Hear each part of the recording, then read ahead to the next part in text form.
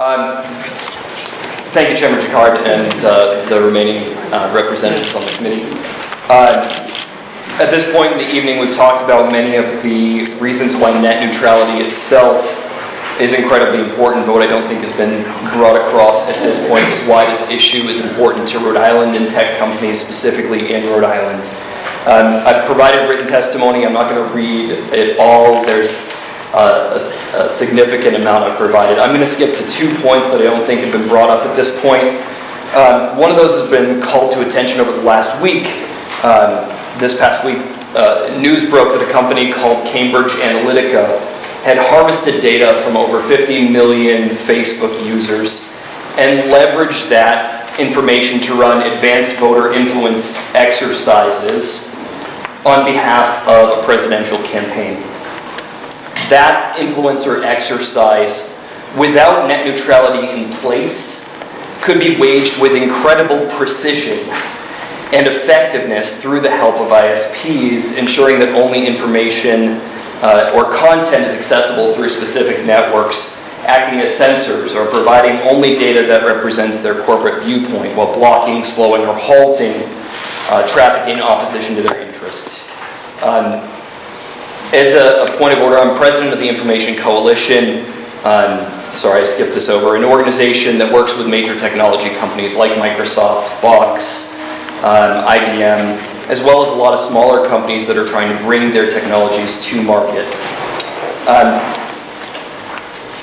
This is a specific threat to our state contractors, so I applaud the Kennedy bill in its scope, and we should be absolutely standing up net neutrality. But to avoid the potential preemption, I'd like to call attention to our state contractors who work on our state systems and handle Rhode Islanders' personal data regularly. Through influencer campaigns like that we've seen over the past year, our citizens of Rhode Island, their data, and our state systems could be put at risk. This isn't an existential threat. Without net neutrality in place, this is a real threat and is happening today, and the impact could be intensified. We've now seen reports that anywhere between 21 and 39 state election systems were attempted to be compromised in the run-up to the 2016 election. As we've seen, there are clearly bad actors operating in the United States like Cambridge Analytica. So why net neutrality in Rhode Island? The ISPs and their allies and their lobbyists like to say that there's no need for net neutrality legislation because they'll just freely remain net neutral without intervention. Yet they're here and they're paying millions of dollars to be here and in states all across the United States. As we've seen in other sectors like banking, housing, and even in the 90s, the internet itself, the industry serves as its own worst watchdog. And a watchdog is most definitely needed with over 15 clear and verified violations of net neutrality by nearly all of the major ISPs, including Comcast, Verizon, AT&T, and our very own Cox, over the past 10 years, many of which end up in the courts. The ISPs have done everything from blocking peer-to-peer connections, blocking VoIP services like Vonage and Skype, and even in one case by AT&T, blocking the FaceTime application on iPhones unless subscribers paid an additional fee. Our very own major internet provider, Cox, has had one of the most egregious violations of net neutrality, blocking VPNs, or private internet connections. And for those that aren't aware, many companies leverage VPNs and VPN connections for their employees to connect securely to corporate systems while their employees work from home, their local Starbucks, or at TF Green Airport. These blatant violations of ISPs' continued empty promises to remain net neutral. The fact is, ISPs are not going to remain net neutral without intervention, and that's where we as Rhode Island must step in. Every time the net neutrality discussion happens, we hear the same tired promise from the cable industry. We love net neutrality. We'll promise that we'll keep providing net neutral internet, just don't pass or enforce any laws that actually require us to do so. Well, why is it ISPs are dumping all of this money into Rhode Island to prevent this law, these two bills from passing?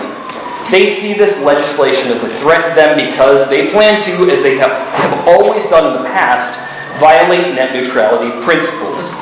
I'll leave the rest of my testimony for you, except for this one point. Despite the ISP's efforts to cast support of net neutrality legislation as something that only extremist progressive organizations care about, in reality, organizations that support net neutrality come from widely varied political backgrounds and include groups such as the Gun Owners of America, MoveOn.org, Free Press, Consumer Federation of America, AARP, American Libraries Association, Public Knowledge, the Media Access Project, the Christian Coalition, TechNet, the ACLU, the Electronic Frontier Foundation, Greenpeace, Amazon, Facebook, Google, Netflix, Twitter, Tumblr, Kickstarter, Vimeo, Wikia, Mozilla Foundations, and so many others across a wide spectrum of American ideals on all sides of the aisle. It would be an absolute shame to see Rhode Island cower under the threat of a few major corporations and fail to protect Rhode Island's best interest by passing net neutrality legislation. I urge this committee to do what is expected of you. Protect Rhode Island business immediately by passing net neutrality legislation. Thank you. Are you representing yourself? I'm representing myself in this case, yes. So you did all that research on your own, wasn't given to you? No, sir. I spent some time doing that research on my own. This is my livelihood, and it means a lot to me. Okay. Thank you, sir. Any questions? Thank you.